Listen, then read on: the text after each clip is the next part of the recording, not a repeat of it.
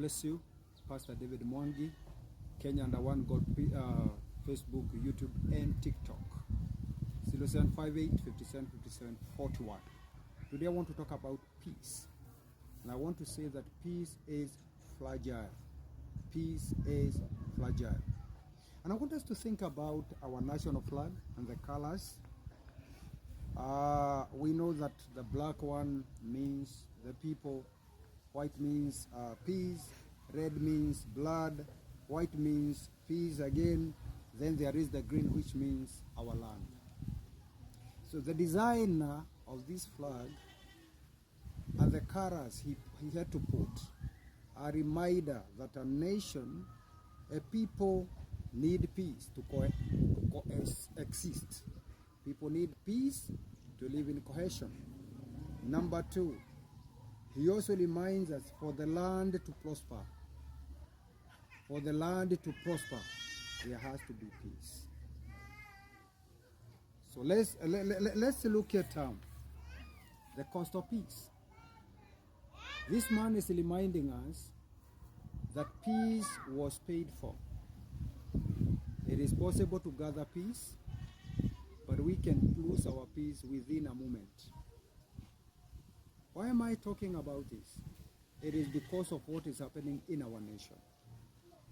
You know, we have seen very many things, and especially like yesterday, and we have seen very many things happening. On Tuesday, we lost very many people. Why? Because we feel that there are things that are not light. But even as we do that, because I know that we are divided, there are those who say this, there are those who say that.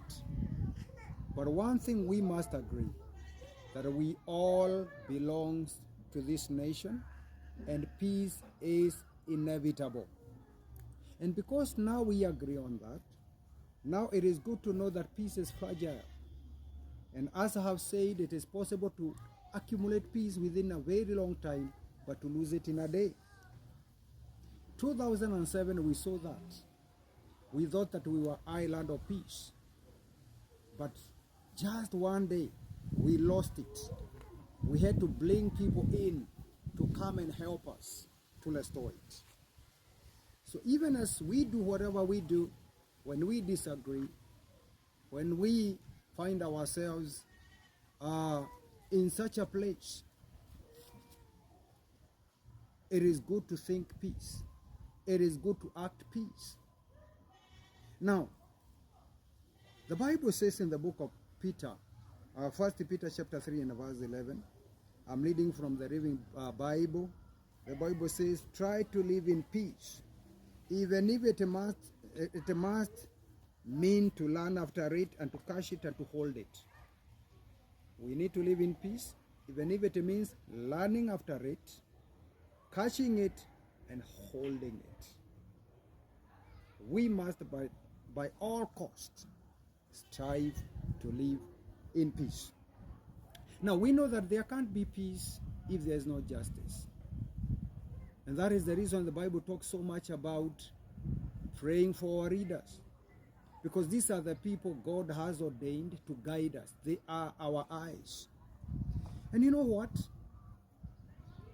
Even as we think about them, that they are the bad guys, it's also good also to think about ourselves. If you read in the book of 1 Samuel chapter 24 and verse 1, it gives us a very interesting story. One day God was against Israel. So what did he do? He incited David to do something that would harm them by counting them. The Bible says it is God who was against these people, but he incited their king to harm them by counting them. If you read the whole of that 1 Samuel 24 from verse 1, continuing that way, the Bible says that David reached to a point where his conscience was stricken because it was not him. But remember, he had already done the damage. And he was given three choices. The three choices were 3 years of famine, 3 months of enemy, and 3 days of plague. And David had to fall before the Lord and say, let us fall in your hands. And the Bible says for 3 days the angels traversed Israel, killing 70,000 men. Now, people were against God. God incited their king. That is the reason the Bible says we must pray for our king. Another important thing that we should know, Hebrews 13 and verse 17, the Bible talks about that these are the people God has placed there. We must have confidence with them. We should not molest them like the way we are doing.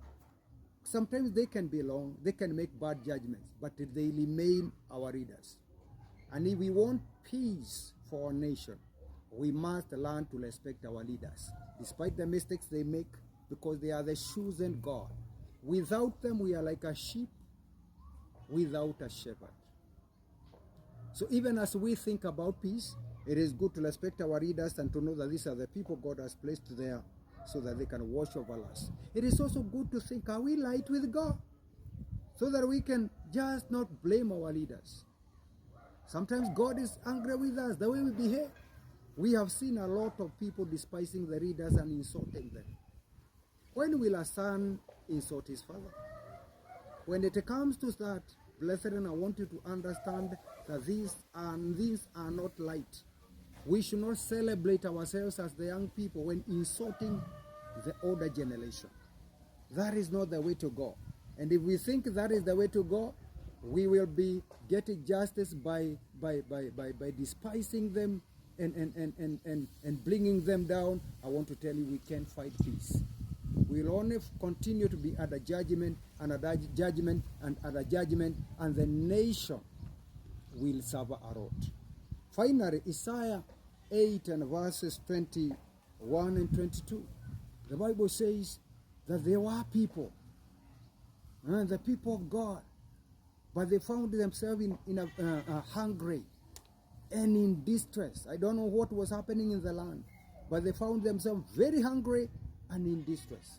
And the Bible says in that state, they looked up, cast their God, and cast their king. Verse 22, the Bible says, and because they looked up and cast their God and their king, the land became dark. They found themselves in gloom. I want to tell you, the leaders are God chosen. They are our eyes. We must respect them. We must not molest them. That is not the way to go. So even as we seek for peace, it is good to understand that peace is fragile. We must think it, we must act it, and we must speak it. Now, the white stripes are, if you look at our flag, the white stripes are two, while the red one is just one, the black is one, and the green is one. So what is the message? Every time there is the voice of the blood, and the voice of the blood is the voice of conflict, when people are not agreeing, where there is disharmony. Now, when you hear that, we must have many crusaders of peace. That is the reason there is the blood, there is peace, and there is the peace. That is to mean that when we hear the voice of the blood, when we hear conflict, when we see things that are not adding up, when we see the leaders who are not respecting their subjects, when we see the subjects who are not honoring their leaders, then that is the time to seek the Lord and be peacemakers, because that is one of the ways to show that destruction, calamity, and evil is about to strike the land. So may the Lord bless you. Let us think peace. Whatever happens, this is our nation. We don't have any other nation. We can't be heroes in Sudan or any other nation. We will only be here. This is where we will be successful. This is where we will realize our dreams. Kenya is a great nation. You are great people. Let's solve our issues thinking peace.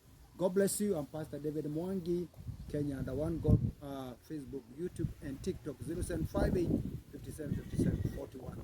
God bless you. God bless you. Peace.